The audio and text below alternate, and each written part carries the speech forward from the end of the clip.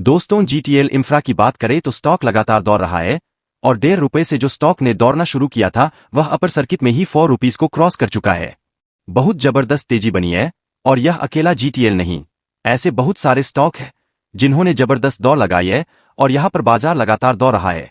Election के वक्त जब एग्जिट पोल के नतीजे आए उस समय तो हेलो दोस्तों, आप देख रहे हैं हमारा YouTube channel trade with me. यह चैनल किसी भी सेबी द्वारा रजिस्टर्ड नहीं है सरकार द्वारा। यह चैनल सिर्फ मेरा एक अनुमान होता है ट्रेडिंग से रिलेटेड, स्टॉक मार्केट की न्यूज़ को देखकर। तो आप हमारे चैनल को सब्सक्राइब कर सकते हैं ऐसी और वीडियो देखकर। जो दौरा उसके बाद में जब रियल में जो नतीजे निकल कर आए 4 तारीख को, उस समय जो बाजार गिरा, जो 70,000 पर सेंसेक्स पहुंचा वो 80,000 तक पहुंच चुका है। और ये जो बहुत कम समय 10,000 पॉइंट का भारी भरकम उछाल देखने को मिला है, इसको लेकर चीफ जस्टिस ऑफ इंडिया ने भी चिंता व्यक्त की है। क्या है पूरा मामला, उसको समझने की कोशिश करेंगे और क्या वाकई में बाजार में बहुत बड़ा बुलबुला है और ये बाजार क्रैश कर सकता है, क्या गिरावट हो सकती है, क्या है संभावना। और टेलीकॉम सेक्टर को लेकर आप कुछ बड़ी अपडेट है जिसको वीडियो के माध्यम से डिस्कस करेंगे। जो टैरिफ हाई का फैसला, उसका क्या असर होगा जीटीएल इंफ्रा को।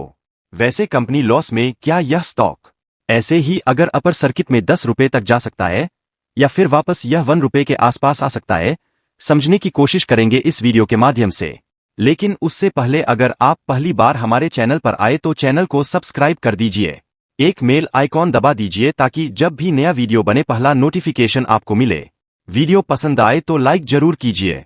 चलो फ्रेंड्स, वीडियो स्टार्ट करते हैं। मैं हूं आपका दोस्त एसबी दवे और मेरे अपने चैनल ऑनलाइन कमाई में आपका बहुत बहुत स्वागत है। तो सबसे पहले जीटीएल इंफ्रा के कारोबार की बात कर ले तो फ्राइडे को 4 पर क्लोजिंग थी, 5% का अपर सर्किट लगा और सबसे बड़ी बात है कि डायरेक्ट सर्किट लगा। पूरे दिन में कामकाज नहीं हुआ, यानी अभी भी देख सकते हैं कि लगातार अपर सर्किट में स्टॉक को दोहराया जा रहा है।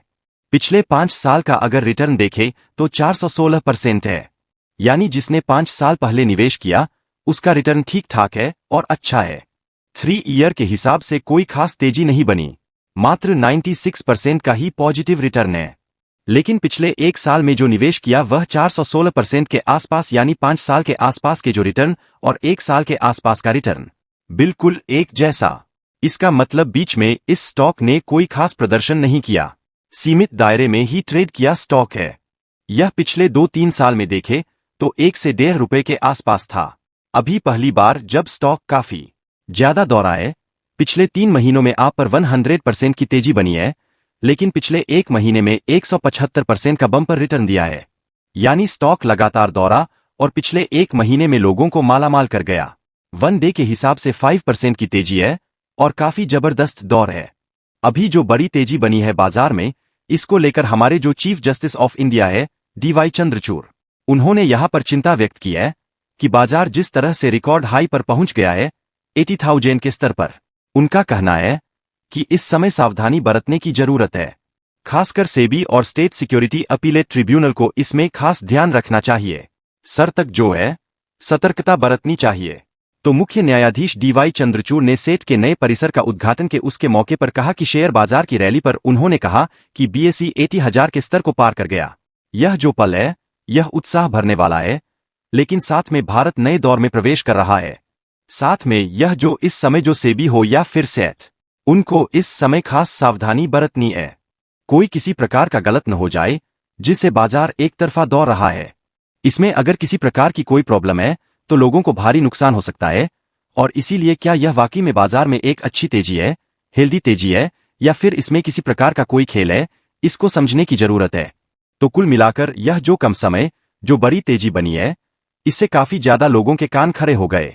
वाकई में क्या बाजार में इसी तेजी की संभावना बनी है? इतने कम समय इतना जबरदस्त बाजार रिटर्न दे रहा है। वैसे सबसे बड़ी बात है कि इतनी बड़ी तेजी में भी बहुत सारे स्टॉक है जो भी खास दौरे नहीं है।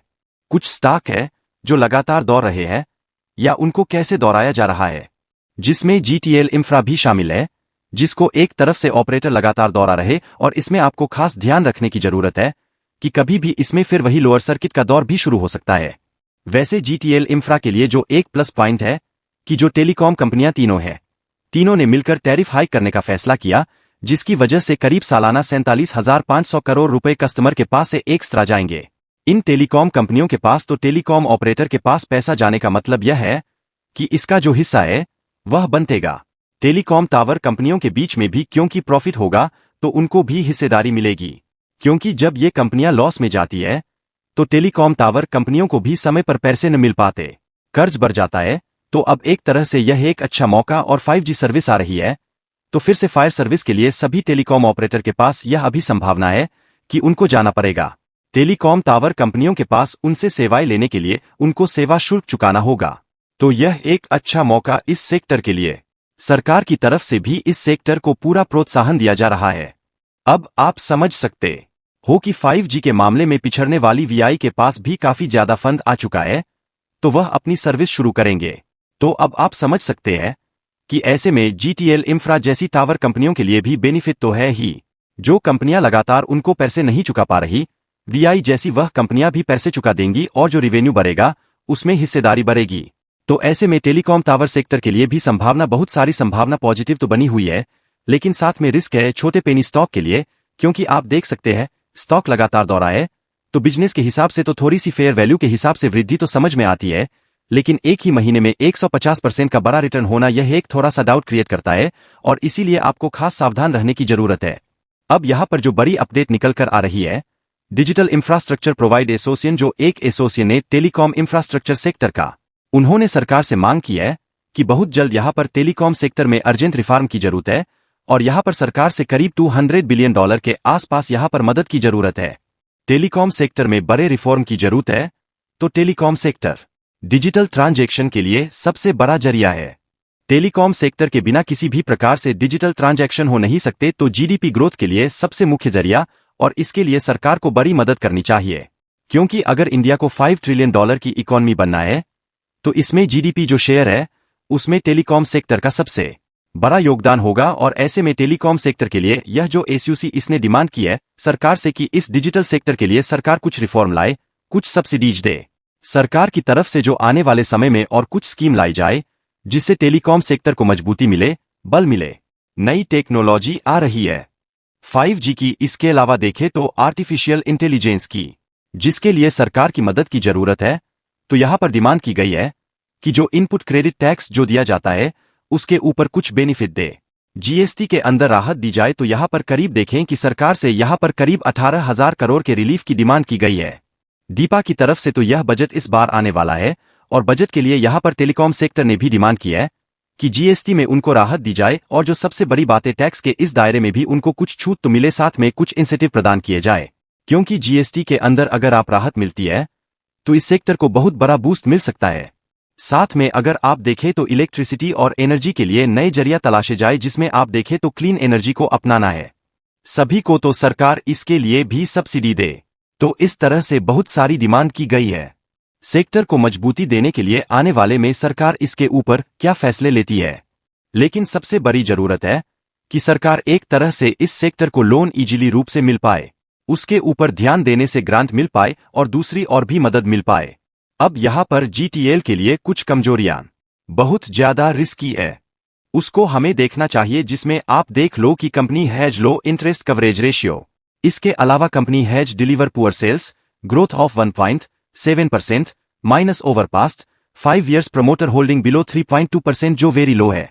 और इसके अलावा देखें तो 2014 को core liability promoter has pledge 100% shares, यानी जो 3% की होल्डिंग है वह भी गिरवी रखी हुई है।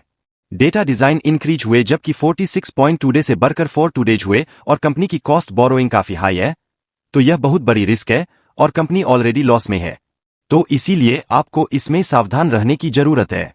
इसमें आप बड़ा इन्वेस्टमेंट बिल्कुल न करें, रिस्क ज्यादा है। कभी भी आपको लोअर सर्किट में यह स्टॉक आपको नुकसान भी पहुंचा सकता है, थोड़ा निवेश जरूर करें। हो सकता है कि इसी तर्ज पर सेक्टर में काफी ऊपर भी चला जाए, तो बिल्कुल यह सोचकर ही निवेश करना चाहिए। लेकिन फ्रेंड, कोई भी इन्वेस्टमेंट करने से पहले अपने फाइनेंशियल एडवाइजर बढ़ा ले या अपना खुद का रिसर्च करें, क्योंकि मैंने वीडियो आपके एजुकेशनल पर्पज के लिए ही बनाए। वीडियो पसंद आए लाइक से जरूर की और चैनल को सब्सक्राइब कर दीजिए। Thank you friends.